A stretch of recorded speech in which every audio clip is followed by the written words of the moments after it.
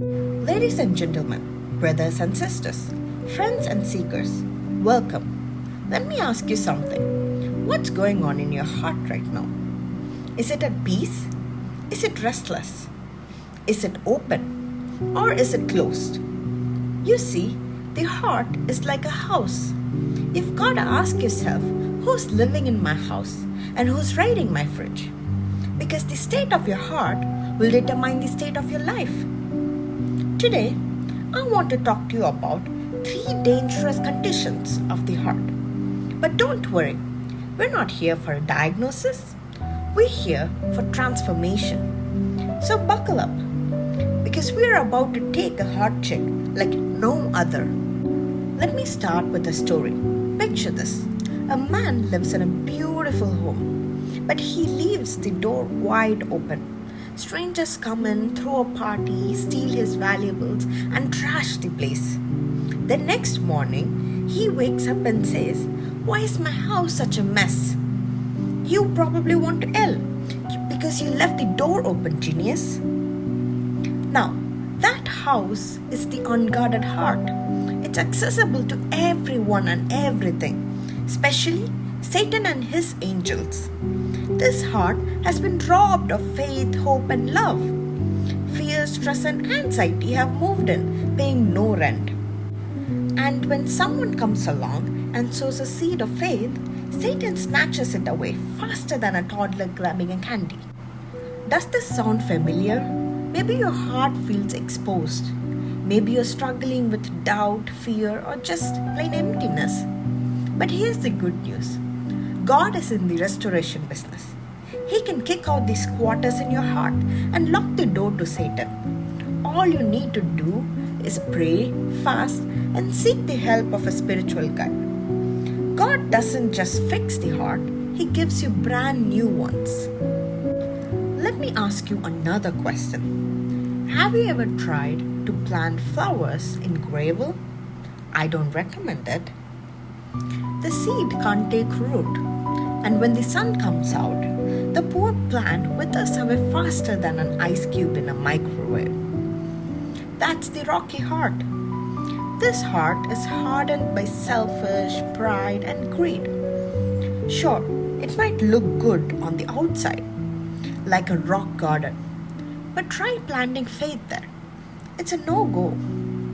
This is the person who gets excited about God for a moment, but gives up a second life gets tough. You know what's funny?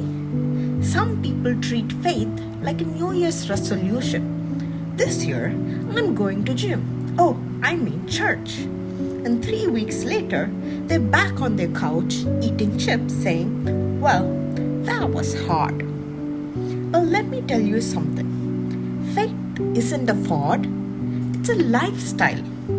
If your heart feels hard, don't fake it till you make it. Pray for God to soften your heart.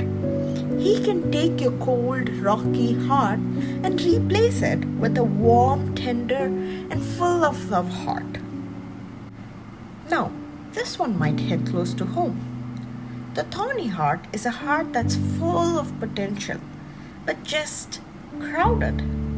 Imagine trying to grow tomatoes in a jungle. The plants sprout, but they're choked by the weeds and the thorns. This is the heart that says, "Yes, Lord, I will follow you," but also says, "Right after I finish chasing this promotion, or after planning this vacation and catching up on Netflix."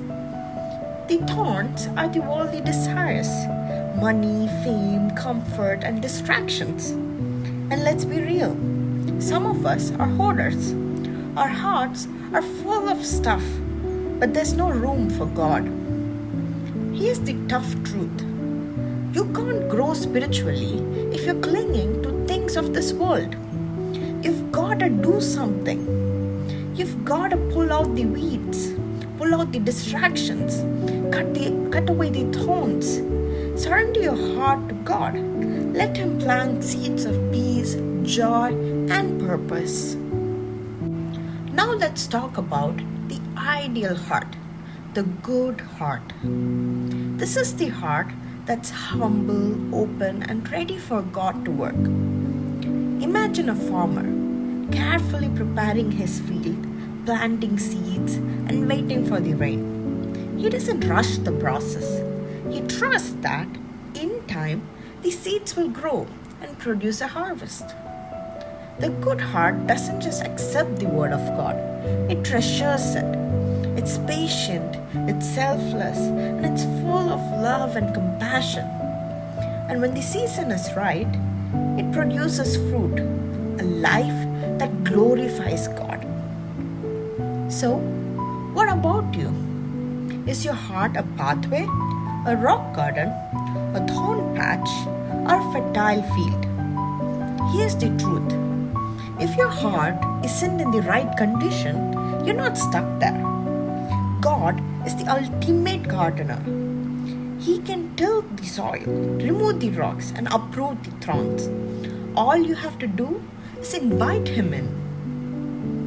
Let me leave you with this. Your heart is the most valuable possession. Guard it, cultivate it, surrender it to God. Because when your heart is in the right place, everything else falls into place. So, I challenge you today. Do a heart check. Be honest with yourself. And if you find that your heart isn't where it should be, don't wait. Pray, ask for help, and let God do His work. Remember, it's never too late for a heart transformation. God bless you all. Thank you.